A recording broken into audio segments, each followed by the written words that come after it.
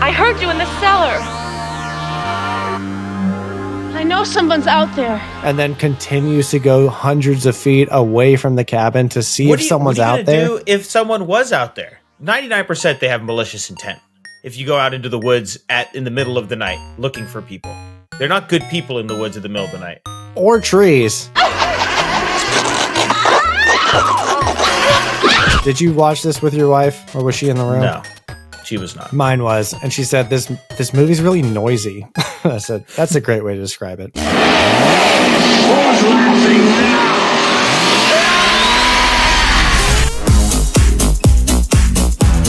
Hey, who's ringing my doorbell, knocking on my door, asking for tricks, asking for treats? Oh, it's you guys. It's the Colonels, the Corn Dogs, except you're dressed in cute little costumes because Halloween is right around the corner. It's the last spooky movie, or movies, of the year, and we're going out with a bang. I'm Captain Pop. I'm popping off. I'm standing here with my best friend who is across the country. His name is Nick, and he's here to talk movies with me. And you're here to listen, and you're going to like it. Damn it. Aggressive, and rightfully so, James, because you mentioned movies, and we pulled an audible this week, and we decided to bless y'all with a double feature. Double feature freaky ass creature is what is on the menu for today. You didn't see that coming. You thought we were just watching one movie? No, this is a Grindhouse double feature, baby. Ooh. And we're here. We are here for it. Strap in, strap up, because we're looking at The Evil Dead and Evil Dead 2 today, which is a first watch, fresh watch. Never seen it. Nick, have you seen these movies or movies? Have not seen either. Did you know anything about it? I know it's a fan favorite. I mean, it's a big universe, or maybe not universe, a large franchise. It's been rebooted a couple times, pretty recently as well. Video games, the characters are very much in the zeitgeist, so I'm aware of it. But no, I had never gotten around to watching the original or any of it. Me neither. Just one of those franchises that went underneath the radar. So we figured, hey, let's take a look at the first two and see if it's going to be worth picking up the rest. Like I said, this is the end of spooky season. October 30th is what today is. So we're almost up on the end of the year. And that's the scary part for me, honestly. Yikes. It's how fast That's this year crazy. has flown by. All the movies we've watched, all the minutes spent laughing and complaining about plot holes and joys and highs and lows. It's all coming to an end, which reminds me, we're approaching our annual end of the year episode, our wrap party episode, which is super fun. It's going to basically include a lot of awards, some games, quizzes. We have a whole tournament bracket we have planned of all the movies competing for certain goals and prizes. It's basically supposed to be a whole celebration of all of the movies we watched on the calendar year and that you've been right here with us listening and watching. So it's going to be awesome. It's going to be fun.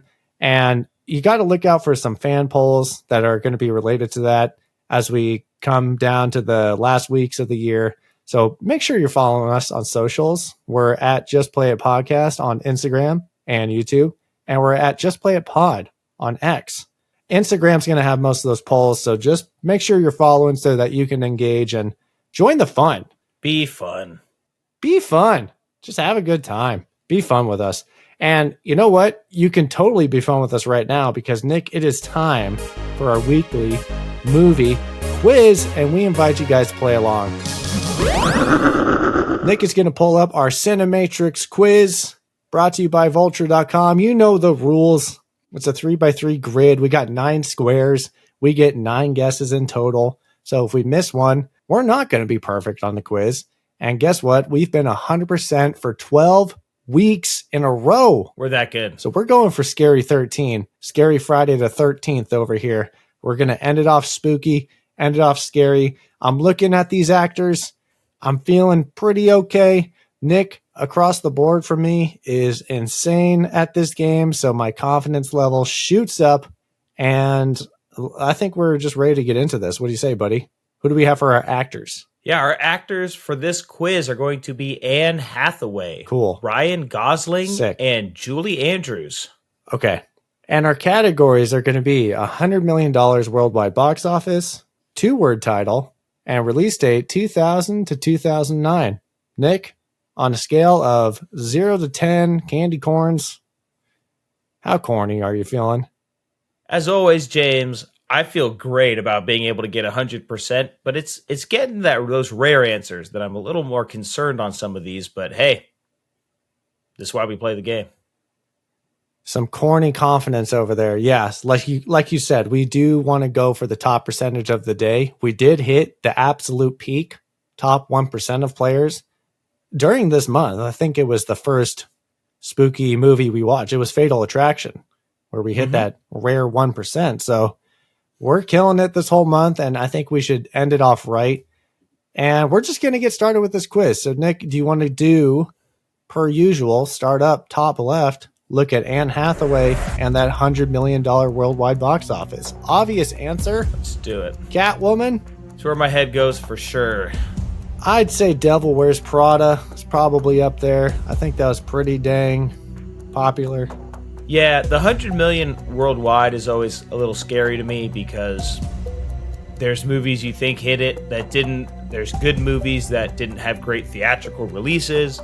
There's movies that you're surprised that their theatrical release was so darn good. So Dark Knight Rises is 100% right and 100% going to work. Is it going to be too high of a percentage, however, for your liking?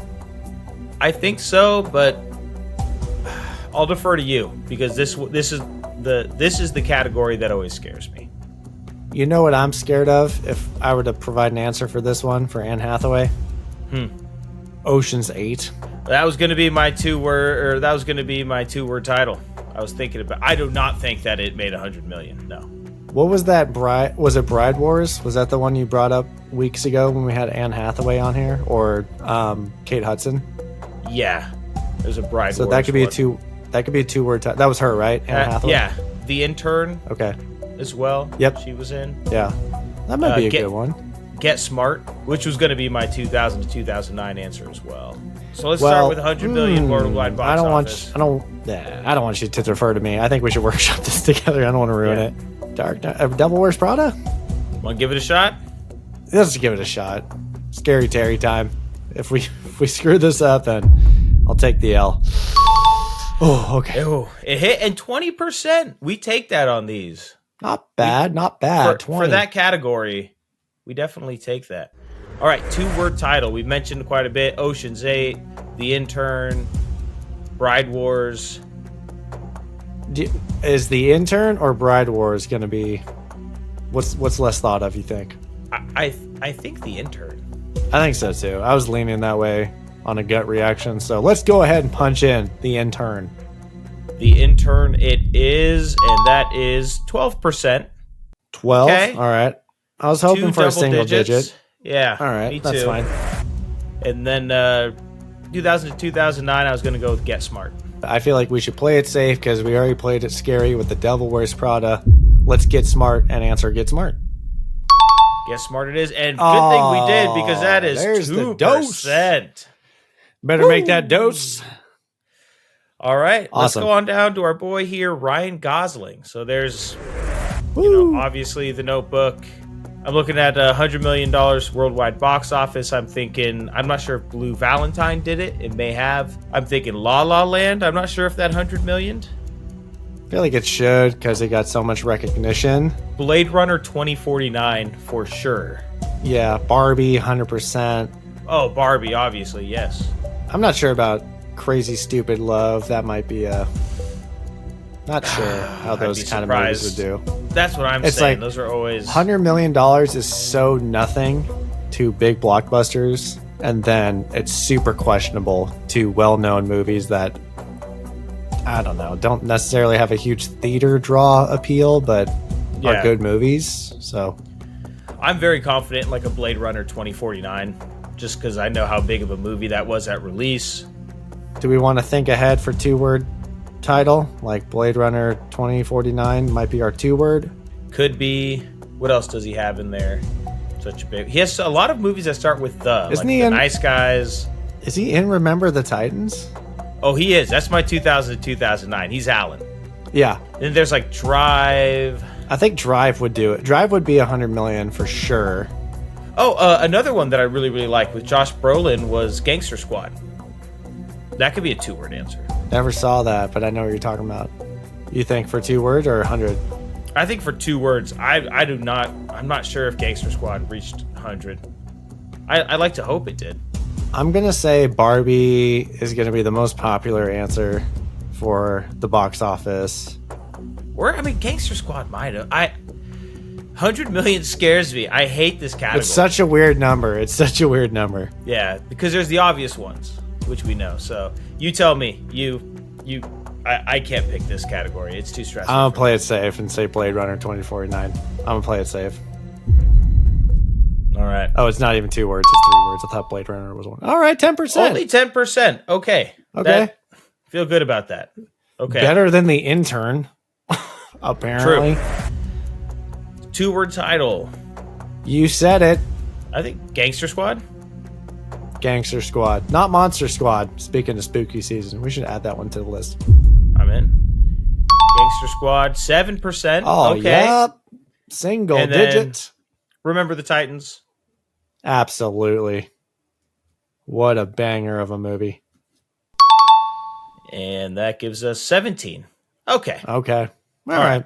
I was hoping that was going to be a sneaky one. All good. Moving down to Julie Andrews. Can you click on the photo? I think I know who she is, but... Yeah. Oh, that's not who I was thinking of. Who are you thinking? There's another Andrews out there. I don't know. No. I know who you were thinking of. You were thinking of... It's not... It doesn't look like this actor at all. It's the name. Julia Roberts? No. And not Julianne Moore. It's like someone else. Well, I'll tell you what. I know 2 things about Julie Andrews. So this is Mary Poppins. Is she Sound of Music?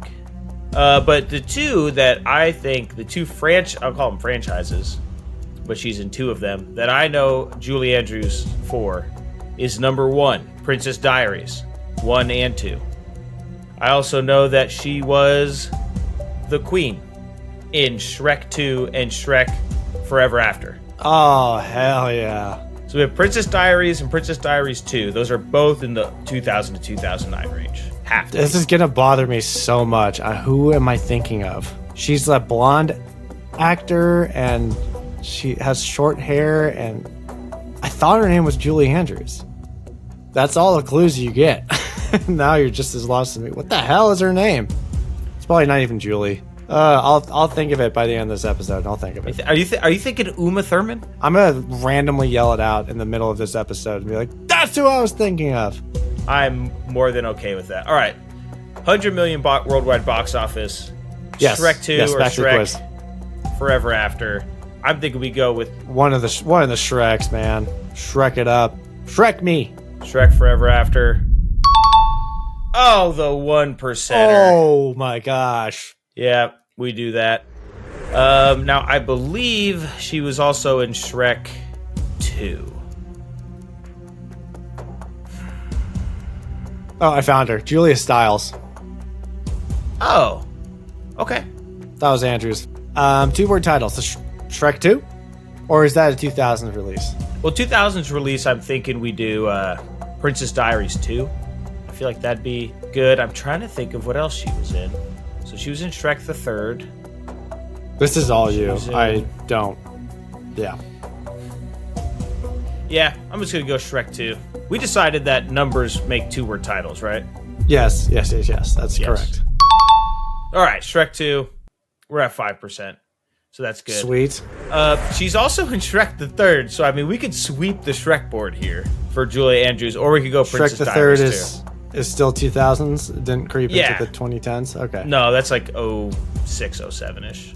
I think we should just people go forget full how old Shrek. Do we just go full Shrek? Yeah. Shrek the Third it is, and the 4%. We Shreked it. We Shreked the quiz. Top two of the day. Thank you, Shrek. overpowered ending there. The Shrekkening, dude. Dude, get Shrek'd, Cinematrix. Oh, Oh my gosh, that's awesome. Goated. What'd I say? Barbie. That's the first thing I see. Now we're going to go over the most popular answers for the quiz. We're going to start out with Anne Hathaway. $100 million at the box office was, like we suspected, The Dark Knight Rises. 2-word titles going to be Les Miserables, or if you're from the South, Les Miserables. And release date is going to be The Devil Wears Prada. very nice. Ryan Gosling, you could have guessed it right off the bat. Yes, James, $100 million is Barbie. Boom. 2-word title is The Notebook, and release date, also The Notebook. Uncreative. Moving down to Julia Stiles, a.k.a. Julia Andrews. Most popular for $100 million at the box office is The Sound of Music. Mary Poppins is going to be 2-word title. And The Princess Diaries 2? I am really happy we did not go with Princess Diaries 2 then for our release date. I did not think that would be the most popular answer. Interesting. That's wild to me. Now we'll go over to our least popular answers. That will always piss me off. For Anne Hathaway, $100 million, Rio 2. Oh, the bird one? Yeah, 2-word title, Don Quixote. And for release date, we have Nicholas Nickleby. I also have my wife texting me right now. Princess Diaries 2 is dope. Well, you should go by Nicholas Nickleby. That's all I got out of that. Moving down to Ryan Gosling, $100 million at the box office was Gangster Squad. Good for Gangster Squad, $100 million. Yeah.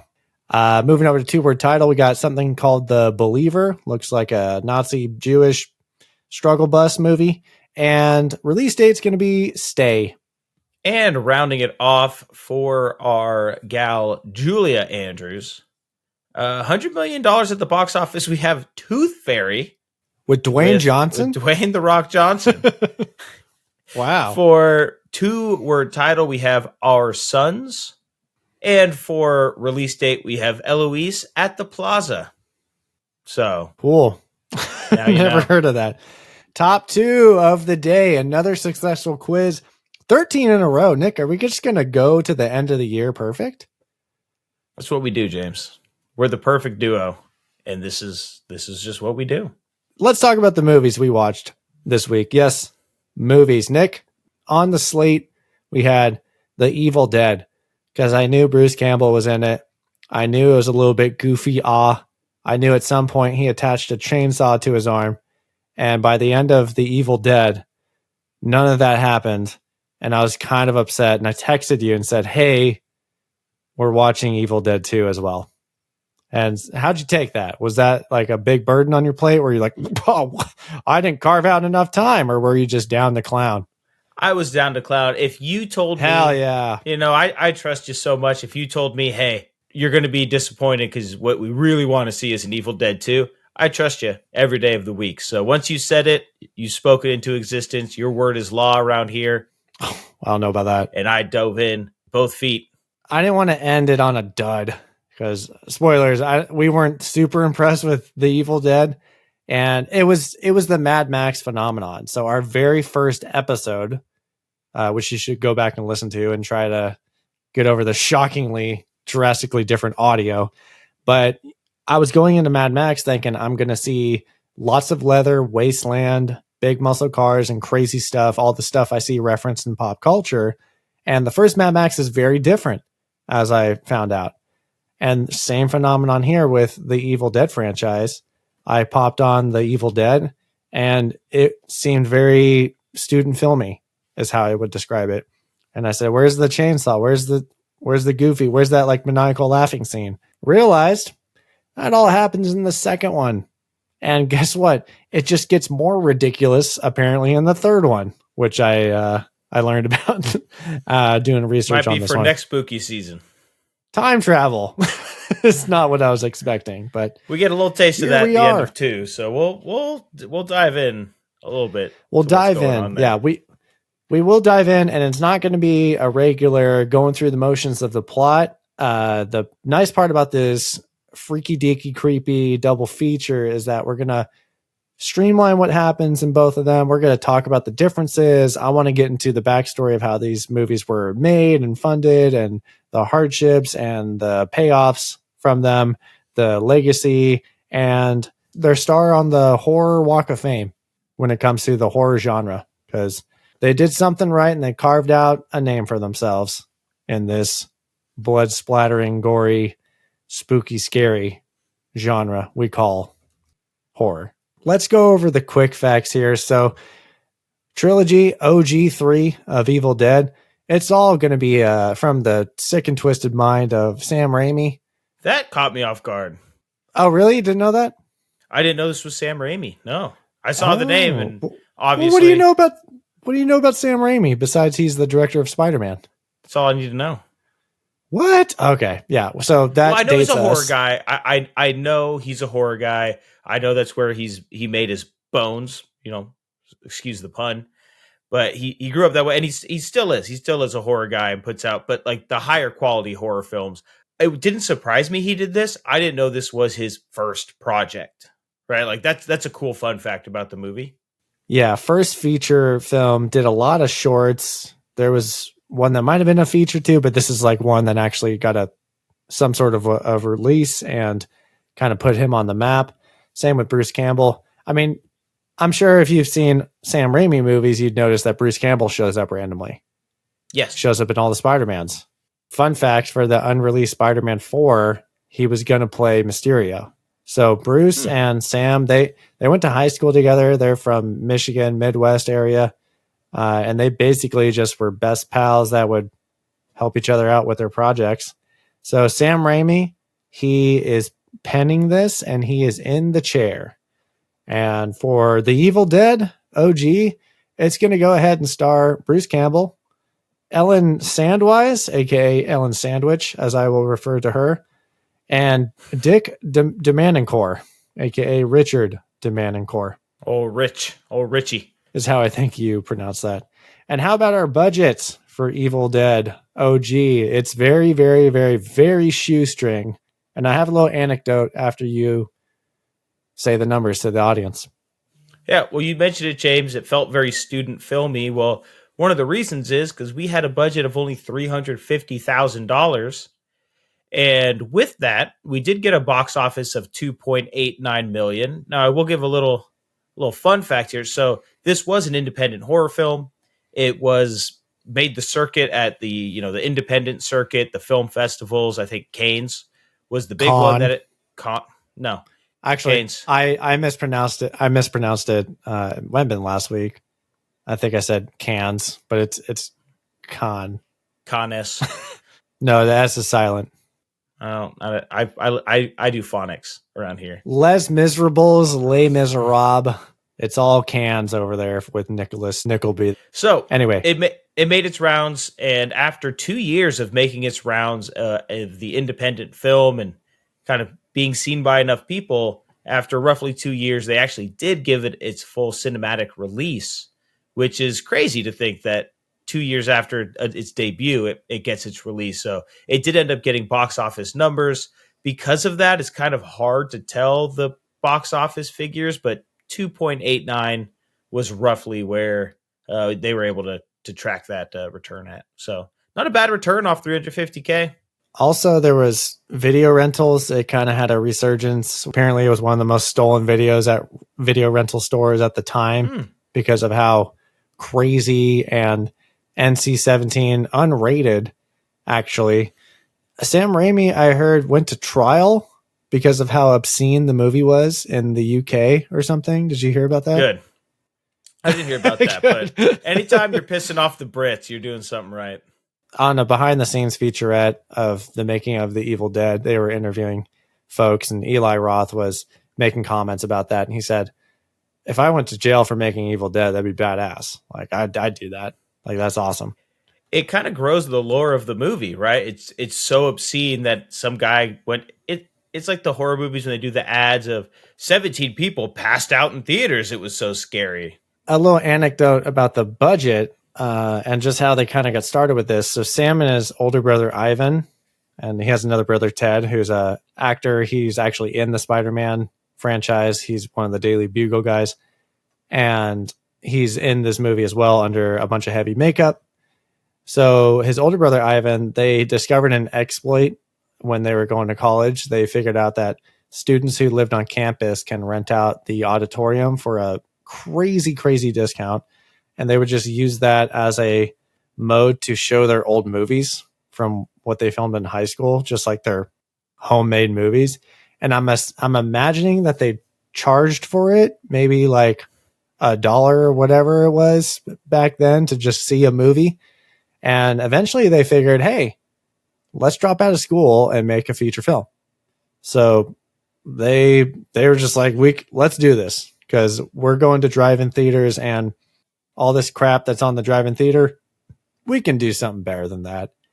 So Ellen Sandwich actually also was a high school friend.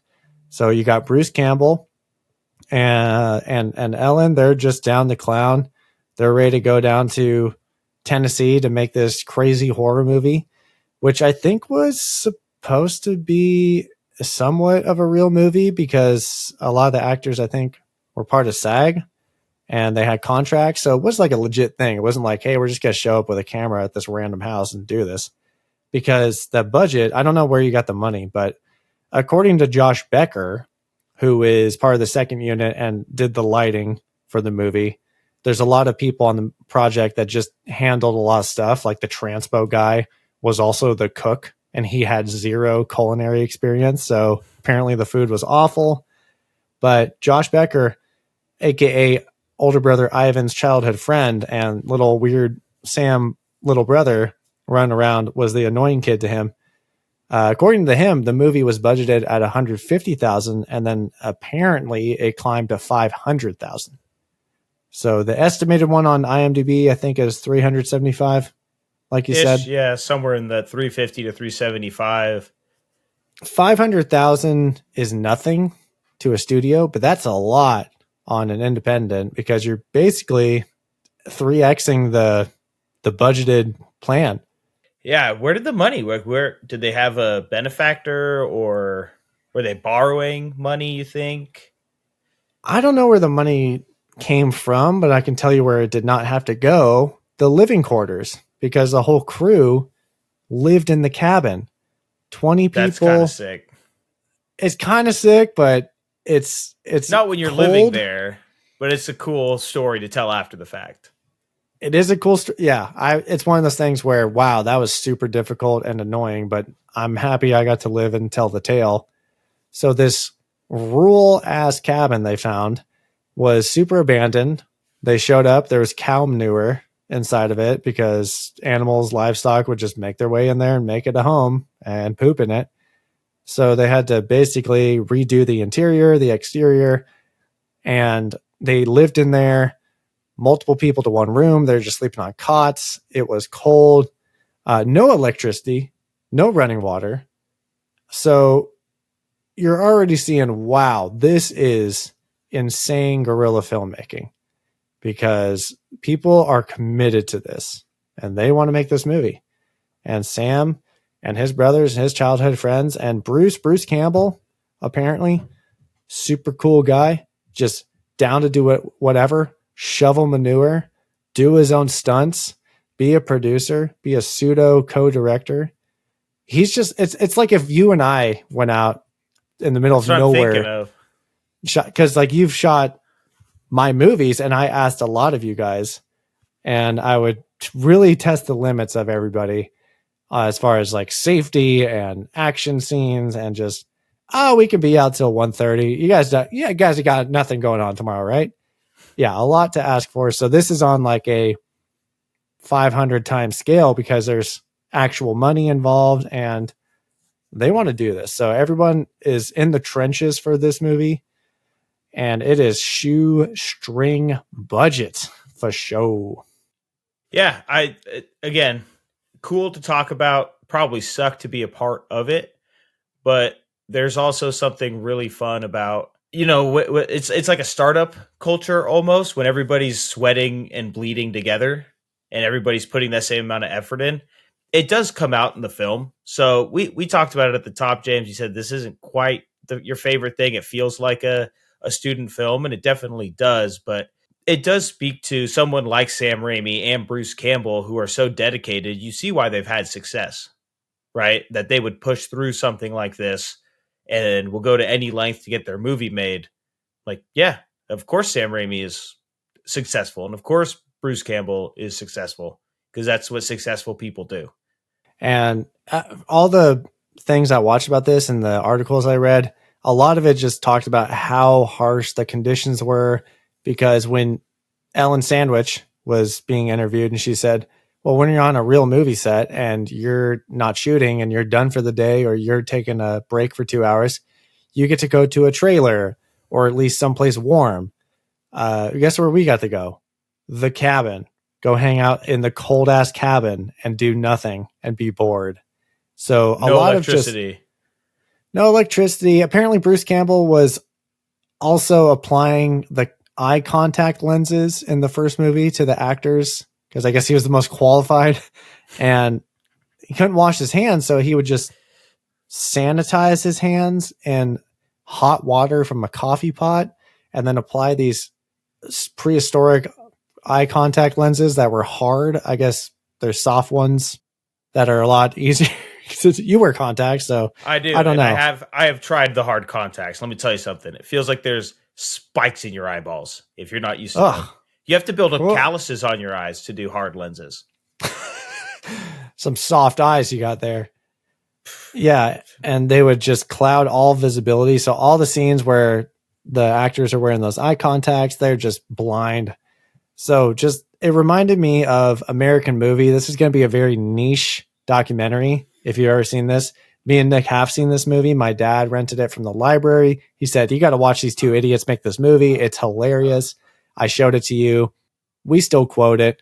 It's a great movie called American Movie, but that reminded me of what the failed timeline would be of like a Sam Raimi and a Bruce Campbell, and the Mark and Mike Schenk version is, because they were doing dangerous stuff just like our films. I was too cheap to buy breakaway glass bottles for $60 a pop. So I said, well, we just drank this beer bottle for $2. Let's just file down the glass and break it over someone's head while they wear a helmet.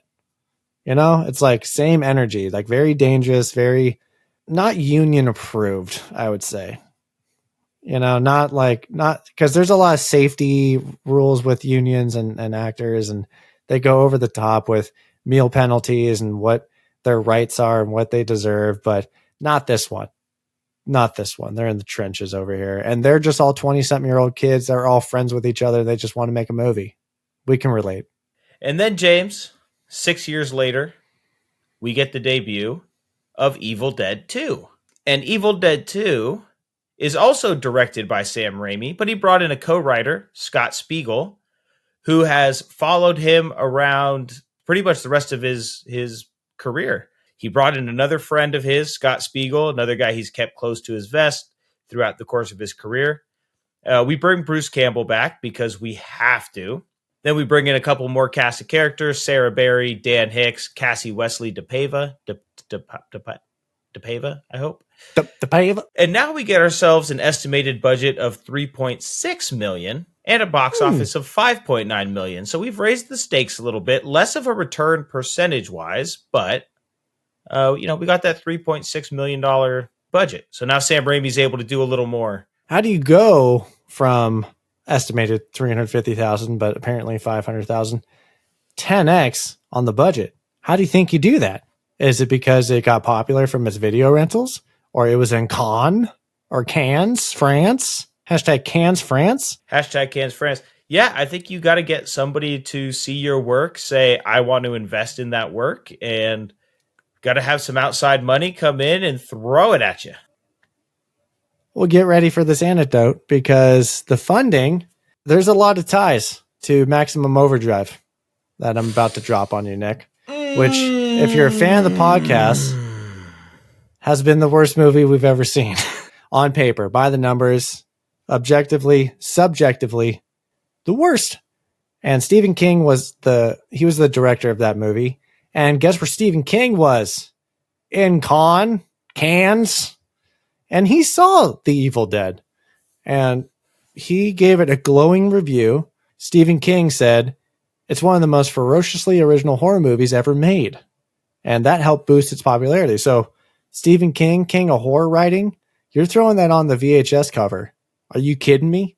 So that is going to boost its reputation. And now we're going to get into how the sequel was developed.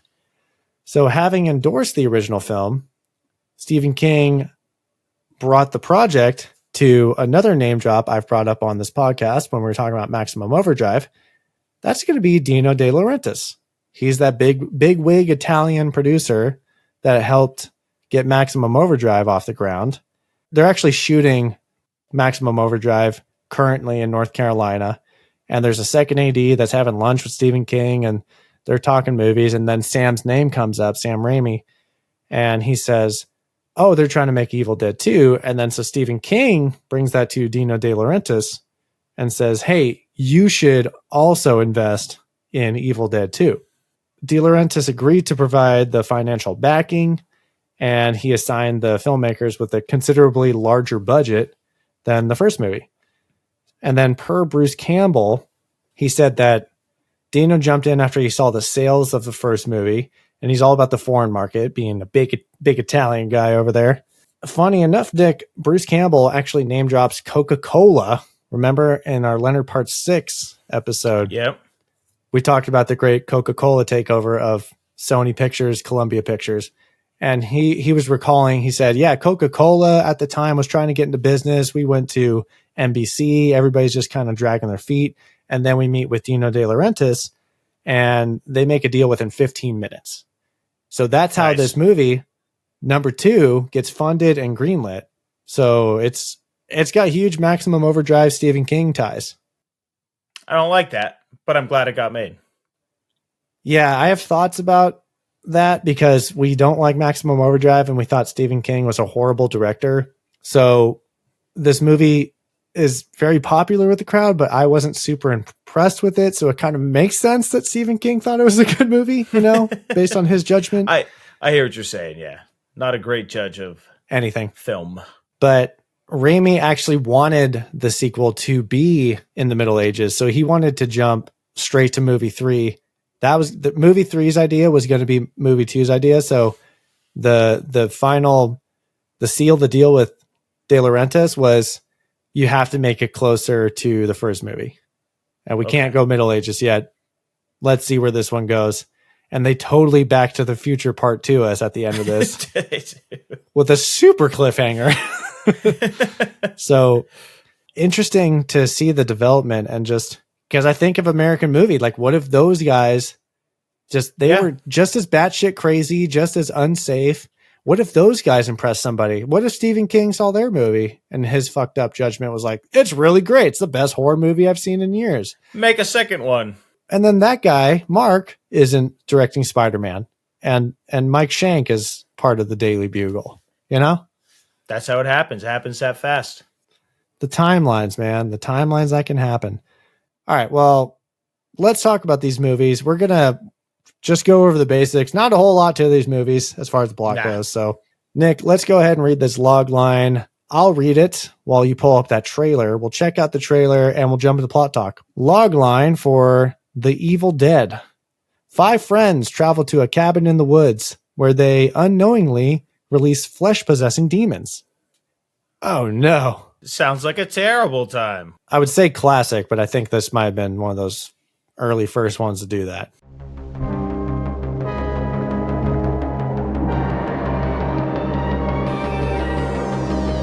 It was the woods themselves. They're alive, actually. This scene, man, that was something else. Crazy out of pocket.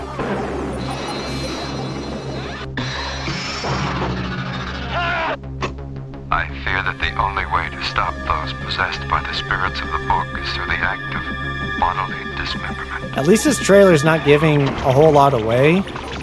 No. Not that there's much to give away, I guess. I don't care what happens to her. She's your girlfriend. You take care of her. This guy sucked. He's a pro. Yeah. So here's the chainsaw that I'm thinking. Yeah.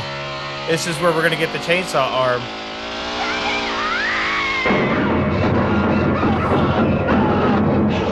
It's just like a disorienting. It's just a jarring highlight reel. It is a pretty disturbing movie for the time. Like, we're used to Saw, but this is pretty gory. Yeah. Oh yeah, when they Play-Doh at the end. That's right. good stuff right there. All right, well now we're going on the territory of giving too much stuff away. Let me enjoy it. Come on now. Okay, yeah. Like you said, pretty jarring for the time. I think people never saw anything like that back in the day, which is why I think I at least was not as impressed, because I'm watching this in 2024, seeing crazy stuff, seeing gory stuff, sick and twisted stuff is part of a lot of modern day movies and shows. It's not like, oh my God, it's maybe for the time it was crazy, but I honestly, Nick, I think these two movies and their astounding scores with the critics and fans is going to be big sign of the time vibes. I feel like just people were blown away, and it's like, if it, I don't know, didn't age that well, and it's not like blowing my mind over here. Anyway, that's the trailer, and Nick, let's jump into Evil Dead plot talk.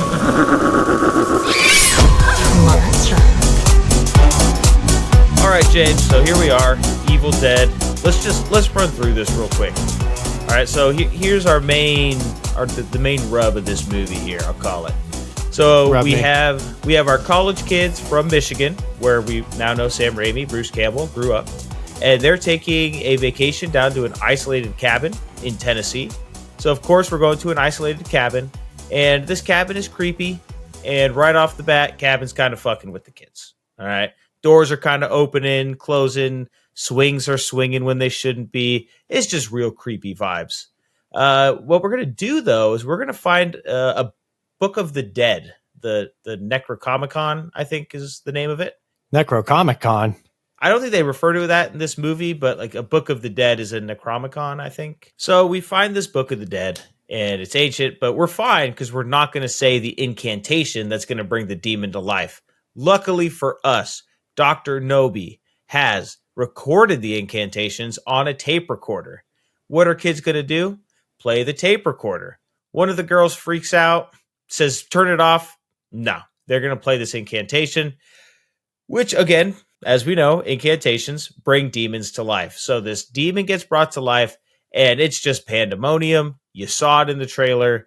People are getting taken, turned into what are called deadites. They're getting possessed. That one girl is taken by the trees, is raped by the trees, and yes, it's not good. It's which is why not good. Sam Raimi was put on trial. Yeah, it was weird. I was like, I don't remember the scene from Guardians of the Galaxy where Groot just graped and groped a woman. He grouped her. Not good. Not good at all. Freaky ass scene. So the only way you can kill these deadites, these possessed people, is by complete dismemberment. Again, you heard it in the trailer. It does get spelled out to us in the recording. This Dr. Nobi, is he alive? Did he deal with this? I don't think we know in the first movie. Yeah. I think how did they find, is this like an Airbnb? They just zero in on this random ass cabin. Just because they have a map. They're going to somewhere specific. I don't know. But I was looking at this cabin and I thought, I would not stay here. This looks... It's the way I think about most horror movies. I'm like, that cabin is screaming demons, you know? And like you said, maybe this was one of the first ones that really sold this. But in today's day and age, whenever I see somebody stay at a cabin, I'm like, when I go to stay at a cabin with my wife in the woods, the first thing I do is I make sure there's no chicanery going on. Yeah. No shenanigans, no chicanery, but not in this movie. And when I was watching this, it reminded me of the conversation we had 2 weeks ago when we were watching and reviewing It Follows. And I said, are you a fan of horror movies? And you said, a lot of them are very predictable. This was the template for the stereotypes because it's young kids going to a lonely cabin. It's obviously super creepy. There's obviously paranormal stuff happening off the jump. People make very bad decisions, shaky basements, go down to the cellar, jump scares. Woman goes out, Ellen Sandwich. She says, "Is anybody out here?" And then continues to go hundreds of feet away from the cabin to see if someone's out there. What are you going to do if someone was out there? 99% they have malicious intent. If you go out into the woods in the middle of the night looking for people, they're not good people in the woods in the middle of the night. Or trees, because that tree said, "I'm about to root it and toot it." Woo! I'm here all week. I'm here all pod, everybody. This movie is just not much story to it. It's really just they're going to unleash some demons and all hell's going to break loose. I think if this movie was made today with better special effects and just higher quality, I mean, again, I got to give it up to the hometown heroes of the Midwest, because they just came in with a mission. They said, we want to make a gross, gory splatter movie and do this thing because we're passionate about it. But I think if they had a real budget, a 21st century crew, I think you could definitely make it a lot scarier. I think when I was listening to Eli Roth talk about it, he said, I can't think of anything more horrifying than my friends turning into zombies and then I have to murder them, let alone that, dismember them. And I thought, oh yeah, I can kind of see how that would be scary. But again, I think when you're a kid watching this in 1983, early 80s, that's going to get you versus a couple adults in the 2020s watching it thinking this looks so corny and cheesy.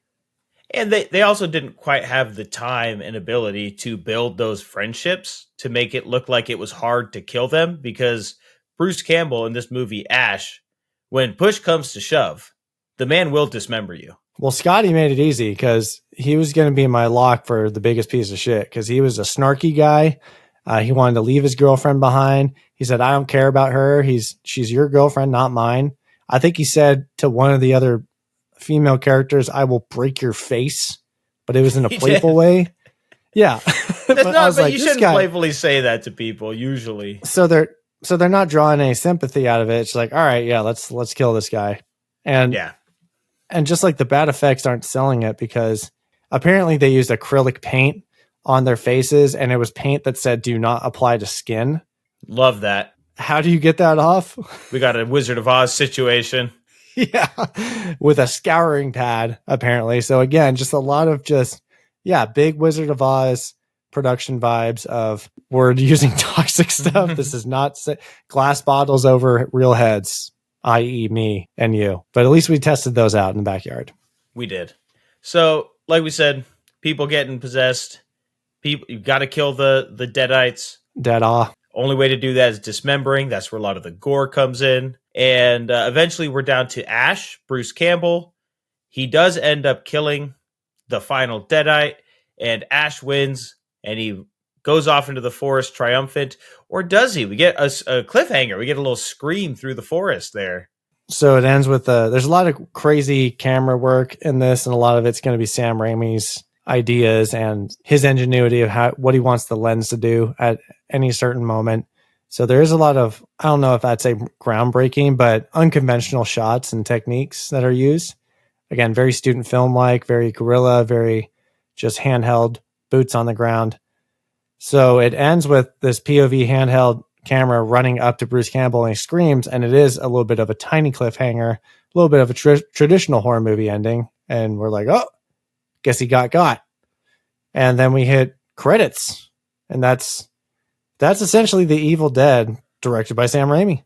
Now, luckily, that cliffhanger doesn't last long for you and I, because we didn't have to wait 60 years to see number 2. James, we got it right here, right now. I just clicked, boom, let me watch Evil Dead 2. It was free on Tubi, and then Evil Dead 2 was free on Pluto TV. So back-to-back freebies. Here we go. Now let's get into number 2. Yeah, we'll talk about number 1 more after we talk about number 2. We'll compare and contrast, but I'm going to go ahead and read this log line for Evil Dead 2. Ash Williams, the lone survivor of an earlier onslaught of flesh-possessing spirits, holes up in a cabin with a group of strangers while the demons continue their attack. So we're just right back in it. We're continuing. Sounds like Sounds like we're right back at it. Well, let's take a look at this trailer, James. Little creepier vibe.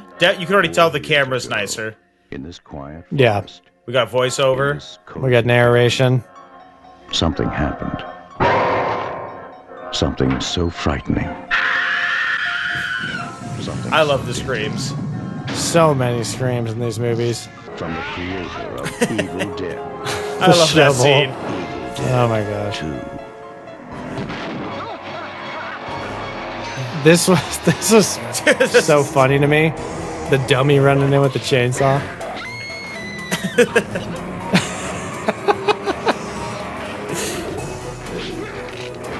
You can already tell that this movie's going to be so much more enjoyable. Yeah. A lot of face grabbing.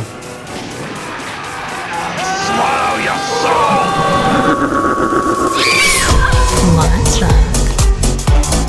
All right, James, I'm going to ask you to do us the honors of running through Evil Dead 2's plot talk, because I know that you enjoyed this one a little more. Yeah, I immediately texted you and said this one's already way better because the Evil Dead was a little bit one-trick pony, but we're back in very familiar territory. We even have the same car. So this is that Oldsmobile that always shows up in Sam Raimi movies. This is Uncle Ben's car. Did have a cameo in Multiverse of Madness, the Oz the Great and Powerful. All of Raimi's major features have had this car in it as a little Easter egg, which I like. I can appreciate a director's signature. That's a fun Easter egg. I'm going to tell you right now, the first 7 minutes are going to be very confusing if you watch these movies back to back, because it seems like we're doing this again, or it's a reboot, or was Ash so stupid that he just went back and brought back a new girl? And then you see the necklace on the girl and you thought, oh, that's the one he gave his girlfriend in the first movie. Is he moving on? Is this a different reality? No. So basically the long and short of it is that this is a recap. It's a reimagined recap of what happened in the first movie. And Bruce Campbell, I think, called it a requel instead of a sequel, because it does continue the story, but essentially it just gives us a quick recap of the first movie. So now that I know that, I would advise audiences to just bypass the first movie and just watch Evil Dead 2 and carry on from there. Yeah, the whole thing was very confusing from the beginning, because I thought, are we just doing same thing? Is this a reboot? Are we just doing this again with more money this time? Are we doing the product that Sam Raimi wanted in the first place? But it's called number 2. So anyway, continue. So we're all thinking, why is this different? So the reason is because Raimi didn't technically own the rights to the first film. Written by him, directed by him. But when you sell it off to distribution companies or studios, then they hold the rights. So you can't really make a direct sequel, but you can still use the same actors. They can still have the same names. The girlfriend is a different actor because Betsy Baker was pregnant when they shot the second one. So couldn't really do it. Didn't really need her anyway, because they're essentially just catching you up. If I don't know. I've missed. I think they just needed to establish the origin story before they continued on, because if it just opened up as number 2, it would start from that cliffhanger and audiences would be like, what the hell's happening? He's unable to use any of the previous footage from The Evil Dead. So Raimi opted to just reshoot his own recap of the first film. And initially the script included all 5 of the original characters, Ash, Linda, Scott, Cheryl, and Shelley. However, due to time and money constraints, Raimi cut the others from the final draft and just settled for Ash and Linda. That's it. And then it does, and this is where it clicked for me that it was a recap. We do that same POV shot and it bum rushes Bruce Campbell. And I thought, oh, we're picking up. And that was just like a dream sequence, or it was a hallucinated retelling of the story. But yeah, I got it right away. I wasn't like super confused. It was confusing until I got up to that point, I'll say. Speaking of, we do have this new crew of stooges. We got randos. And I want to say, I think we have a little bit more story. So we still have a Dr. Nobi. What adds to the confusion is that Ash discovers the Book of the Dead, which we saw in the first one he threw in the fire, and that's how he defeated the bad monster demons. So we're like, oh, the book is back? Is this a weird flashback? What's happening? And he also comes across a tape recorder, and then Dr. Nobi is on there and talks about his findings. So we get a little bit more story because we actually cut away from the cabin to this airstrip where Sarah Berry, who plays Annie Noby, she's the daughter of the doctor, and she's recovered a couple missing pages from the Evil Dead book. And later on in the movie, we discover that her father comes to her in a spirit form and warns her that the evil spirits want to kill her and that she needs to save his soul. And the only way to do both of those things is to use those missing pages to help them drive out the bad spirits that she brought back from her expedition. So at least there's like a goal on this one, whereas the first one was just we release stuff and now we're just dying one by one. Where did it come from? Where did it go? Cotton Eye Joe. Essentially is what we're saying. Yeah. But so Annie is going to show up with, I'm just going to call him Fred. He was Big Fred from Scooby-Doo to me, but I guess he was Freddie Prinze Jr. I guess he was just, actually his name was Ed, so that makes sense. There you go. But this is her boy toy, the boyfriend, and they run into this weird tow truck driver and business partner because there's no way they were together. Because Casey Wesley DePava is beautiful, and they dressed up Dan Hicks to look exactly like a dumbass hick. He had big Austin Powers teeth, real stereotypical South overall wearing guy. They come together and they're trapped in this cabin. Just like in the first movie, bridge goes out, no escape. And we're doing the same thing again. We're just doing more possession shenanigans. Ash, actually, that POV bum rush, he does become a Deadite. And he kind of has this werewolf quality to him where he'll change not at his own will. I think it's when the sun goes away. And when the sun comes out, then he kind of melts off. So he's kind of like Blade, half human, half whatever, not vampire, but dead ass Deadite. There is a funny bit in this movie where Linda bites his hand and she's a decapitated head because he smacked her head off with a shovel in the first movie and in the recap. And she bites his hand and I think his hand becomes infected.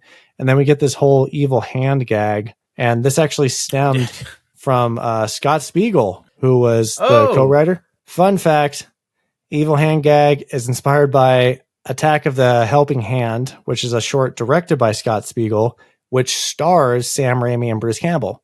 So all these guys are just buddies that just act and write and shoot each other's movies. They want to make stuff. And can I read you the log line for Attack of the Helping Hand? I would love nothing more. General Mills' popular hamburger helper mascot, also known as Helping Hand or Lefty, a four-fingered left-hand white glove, which appears on the product's packaging, comes to life in a woman's kitchen and tries to grope her and kill her. It's not a random hand. It's literally the hamburger helper hand. Yeah, and I said, did they get the rights to this? No, they didn't. So the mind of this movie comes from those kind of minds that made the hamburger helper being a pervy murderer. I now see the comedic aspect of number 2, bringing in Scott Spiegel. Yeah. And also, again, going to the sexual assault stuff, that is not great.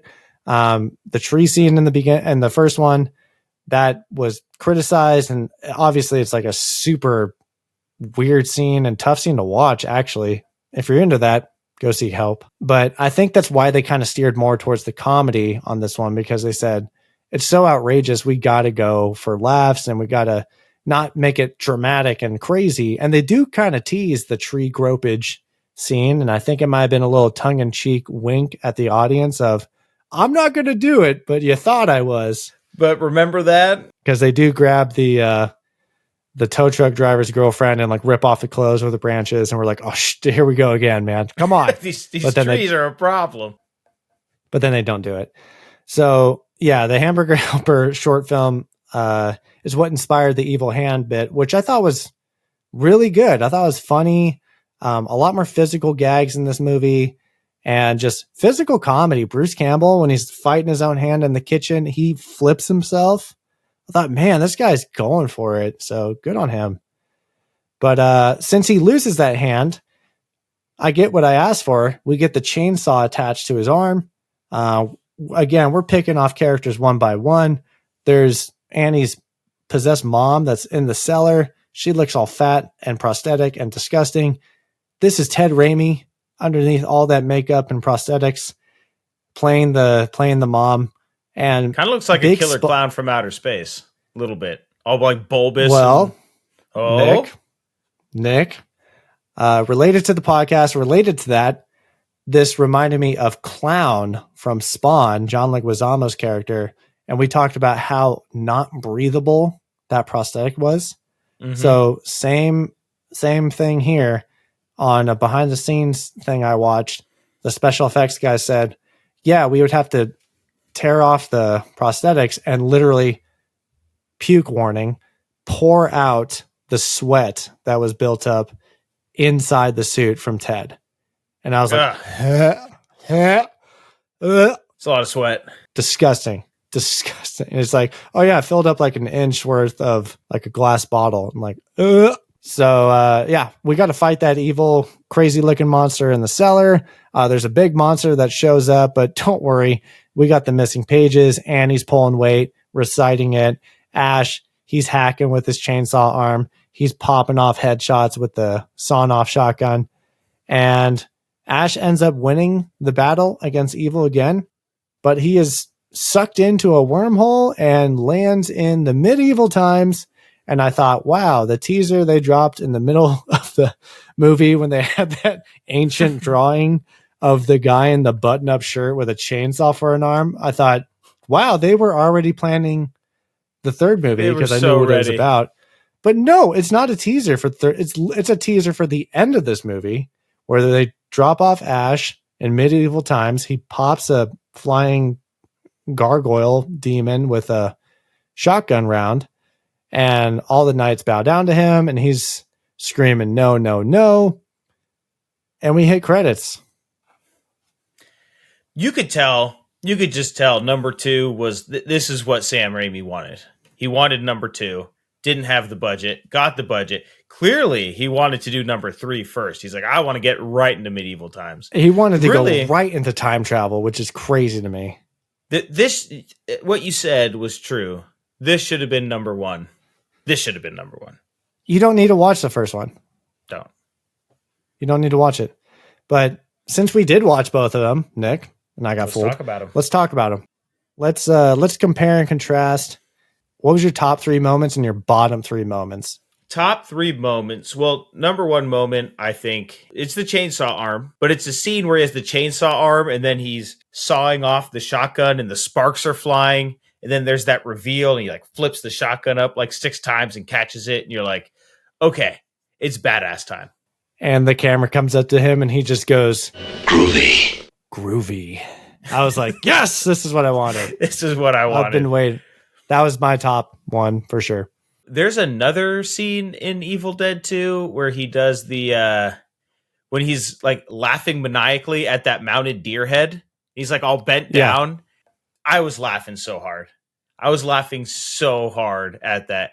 And then honestly, the shovel head moment, because I wasn't expecting quite what was happening in number 2 yet. I was expecting a little more suspense after number 1. It wasn't as freewheeling head cutting off. It was like struggles were happening. And so at the beginning of number 2, and he just, fling, I was like, oh, we're being a lot more nonchalant about the murder right now. All the top moments for me came from number 2. Bottom 3, I mean, the tree grape. It's the grapeage. The grapeage, the tree grapeage. Tough to watch. Tough to does not hold up. Any scene with Scott in number 1, I could give or take. He just wasn't a compelling character. He was just a dick for the sake of being a dick. Obviously, there was no character progression to him. We just didn't have the time to do that. Trying to round out my bottom 3 here. Well, let me hear yours. You might have to come back for me on my third one. Top 3 moments of both these movies was the arming the chainsaw to the arm scene. I thought this is what I literally was waiting for the entire time. The maniacal laughing scene is great. And I think I'm just going to throw out just the physical comedy gags, especially when he's fighting his own hand.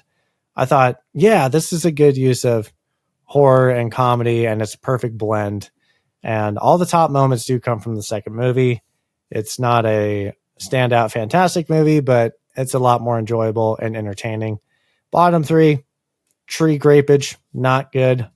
I'm just going to throw out the amount of screams. Actually, it's so much screams and wailing and crying. It's going to be a nitpick of mine. Nitpicks. Tone down the screams.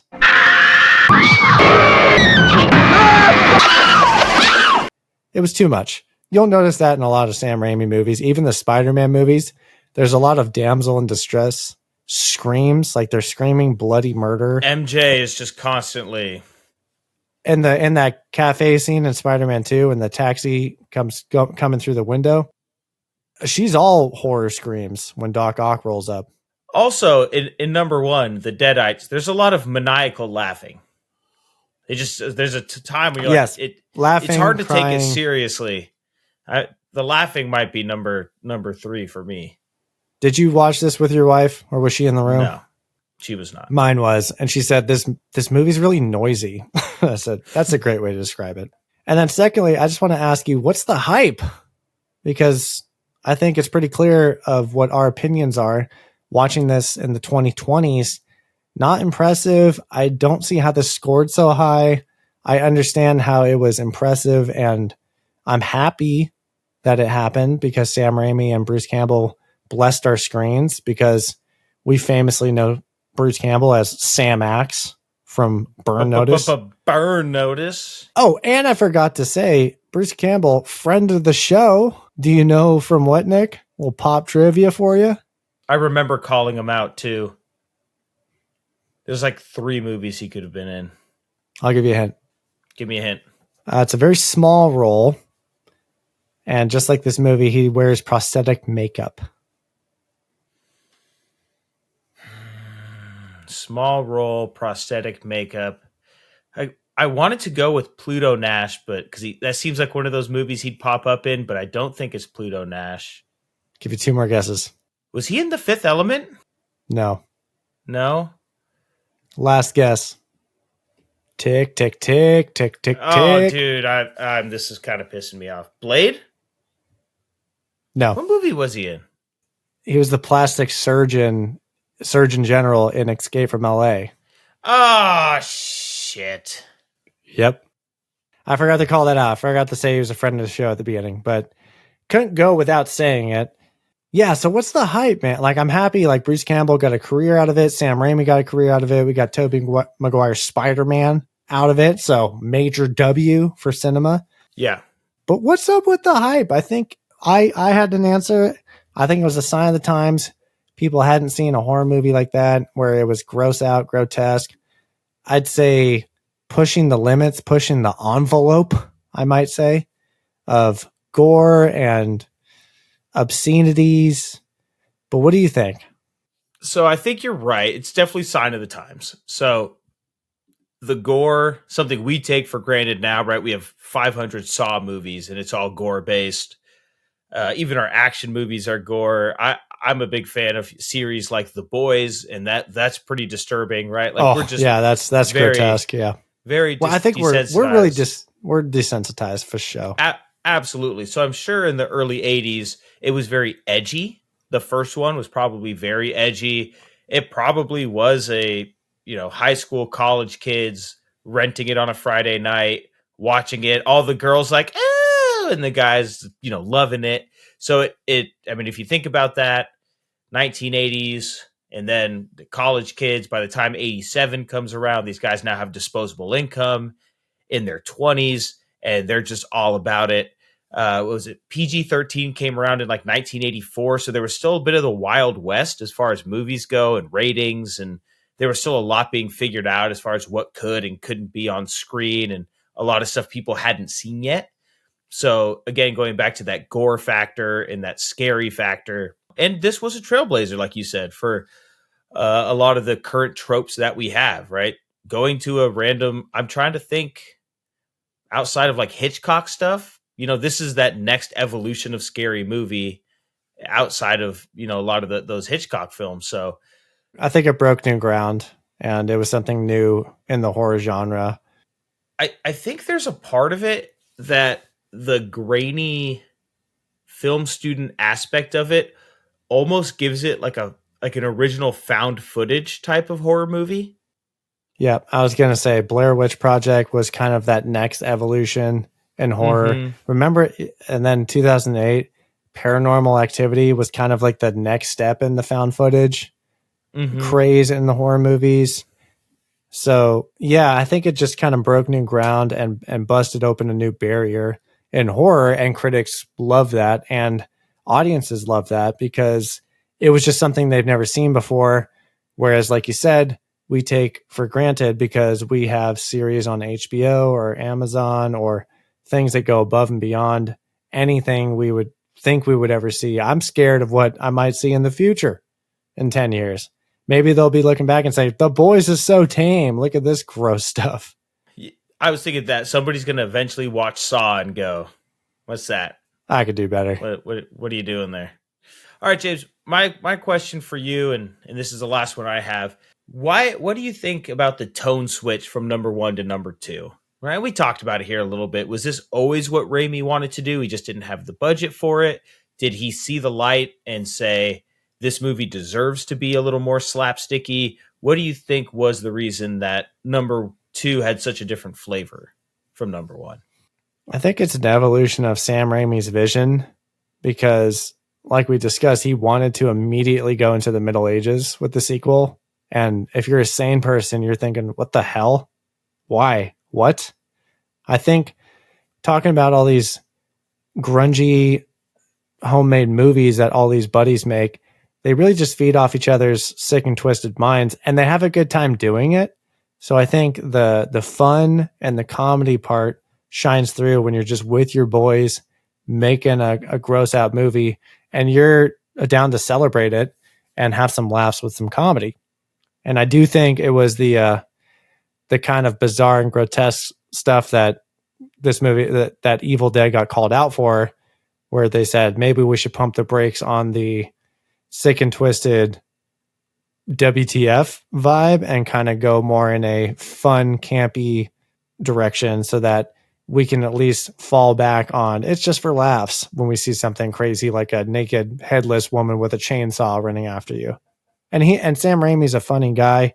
He's a big fan of Three Stooges and wanted to insert all those kind of slapstick elements into this movie.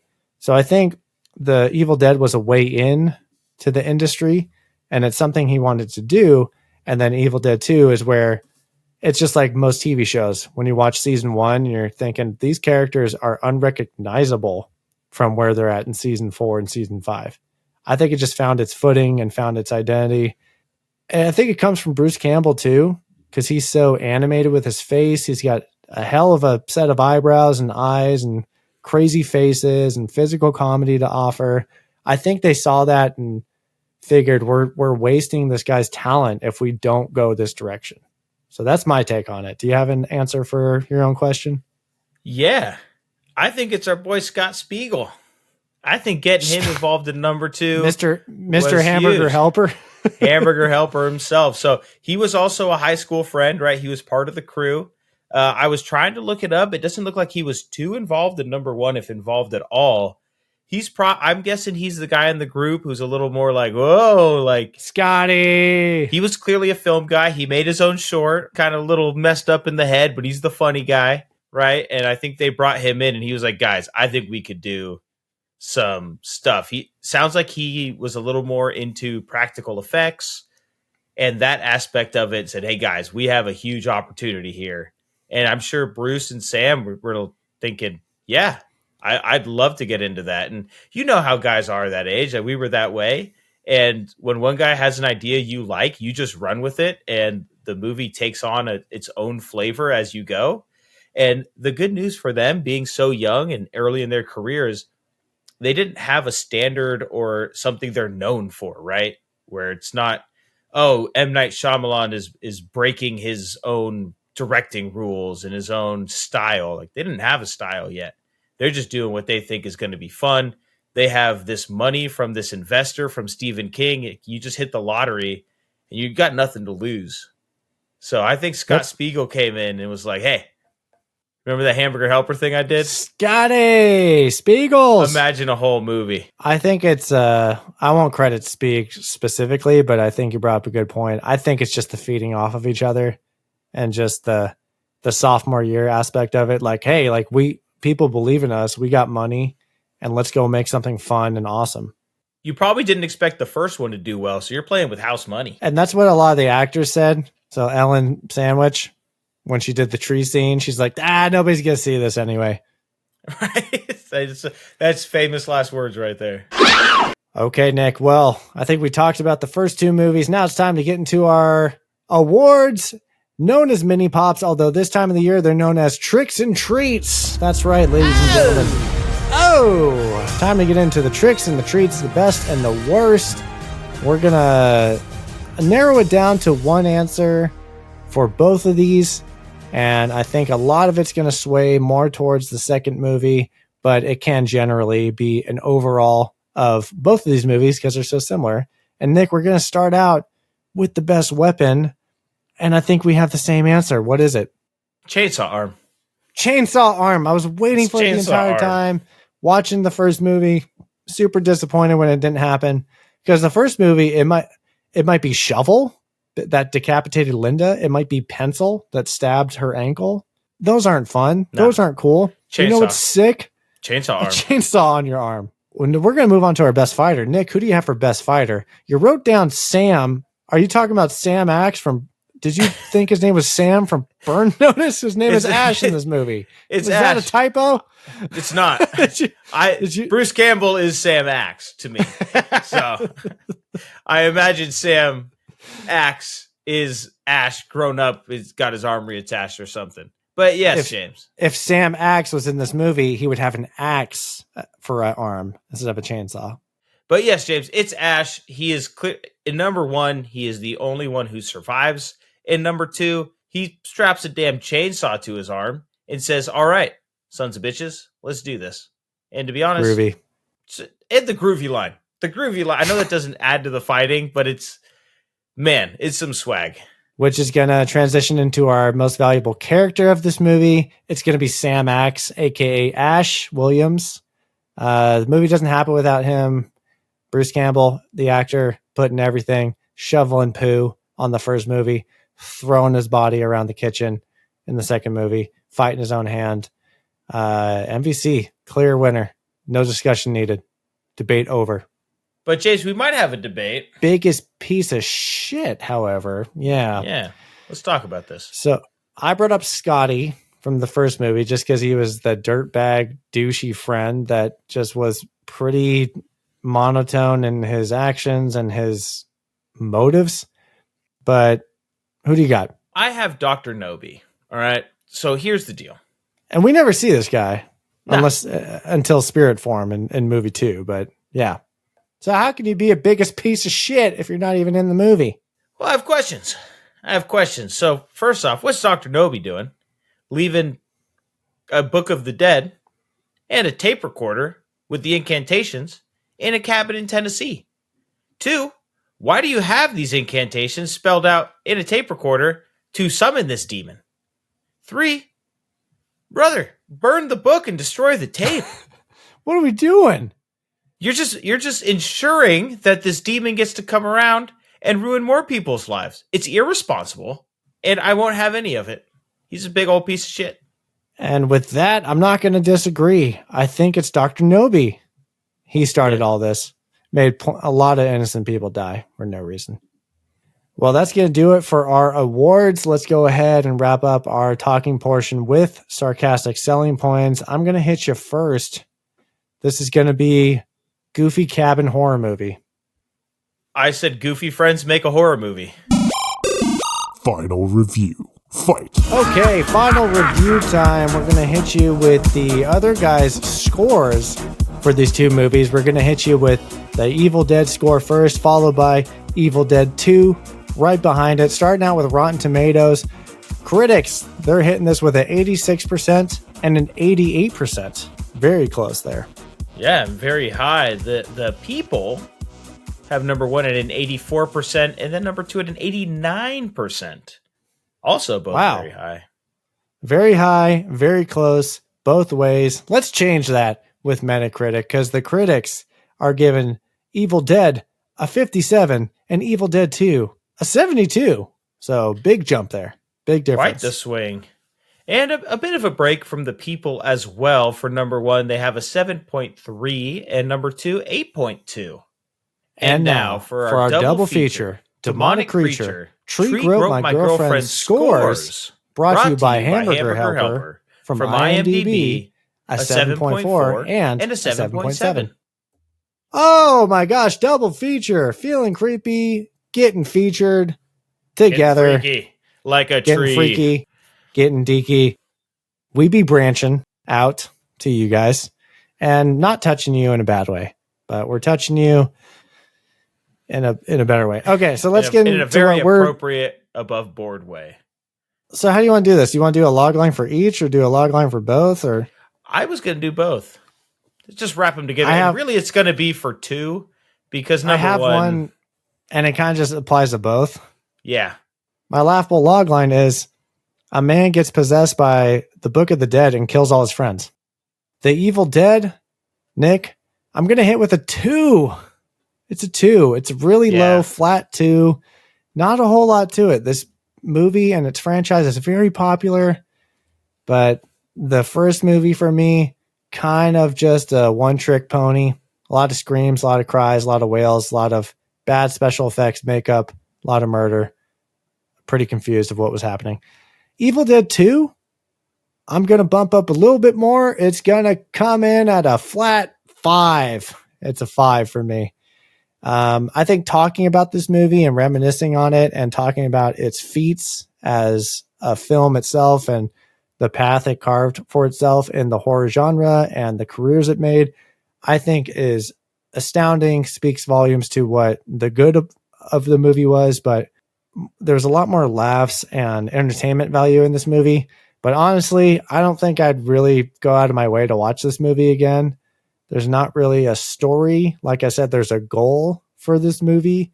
They did up the budget. They did get a little bit more special effects quality into it, but I don't think it's anything to really rejoice or celebrate. I'm happy it exists. I'm happy it's so popular. Again, I think it's great that everybody involved got their success and got their money at the end of the day. But yeah, for me, it's a little bit just, it's a splatter, blood, gore movie with some slapsticky humor, not any story, not any character development. Bruce Campbell, hell of an acting job, great performance in this movie.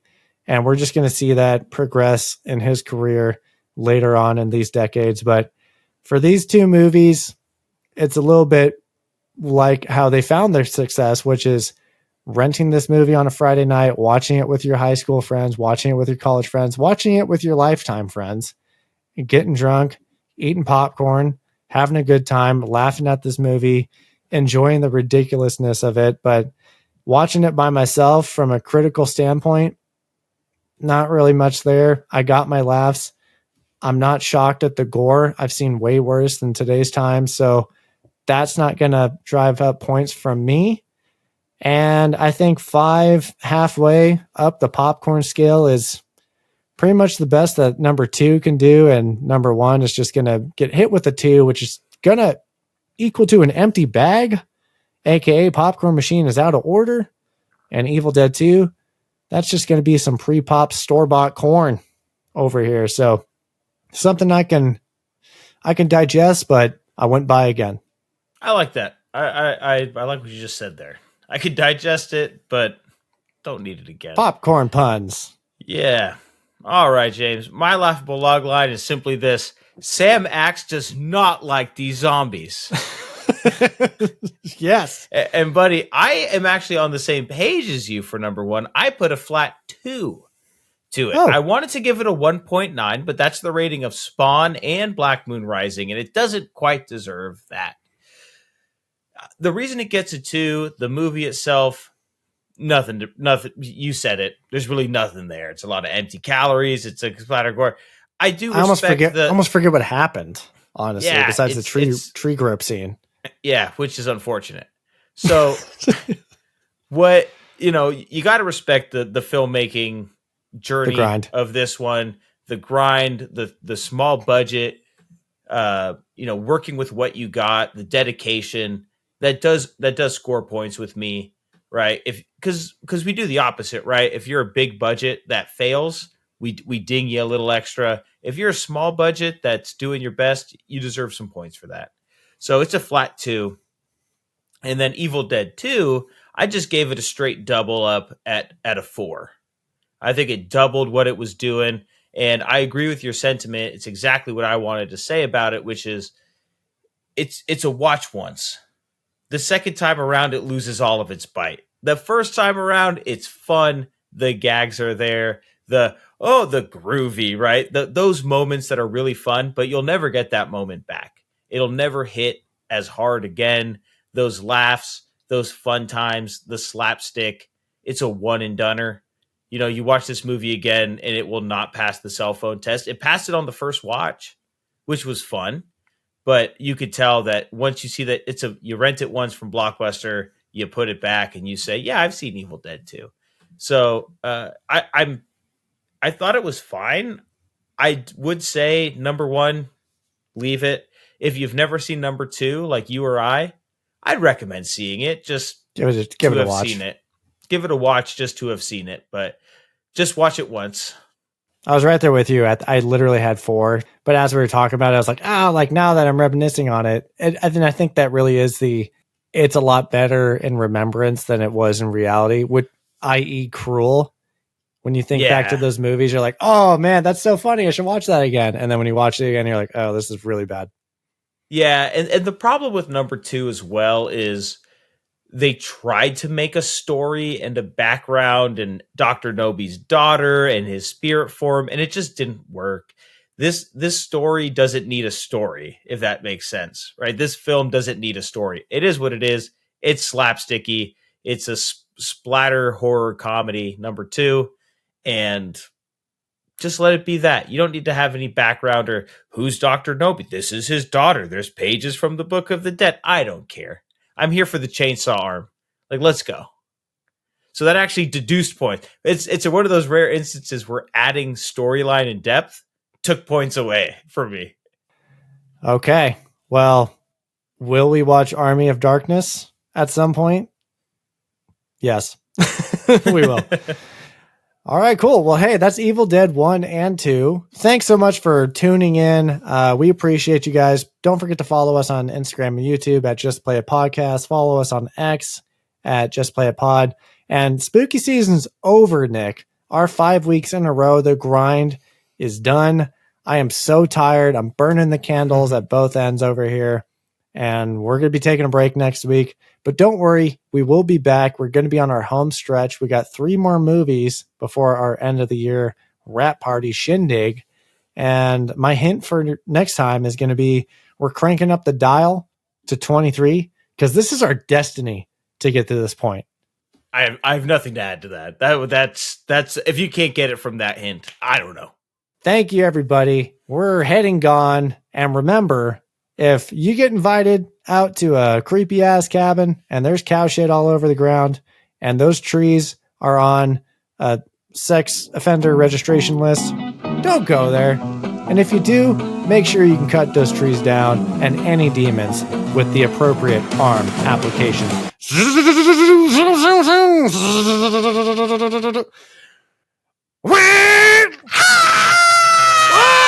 I'm your worst nightmare.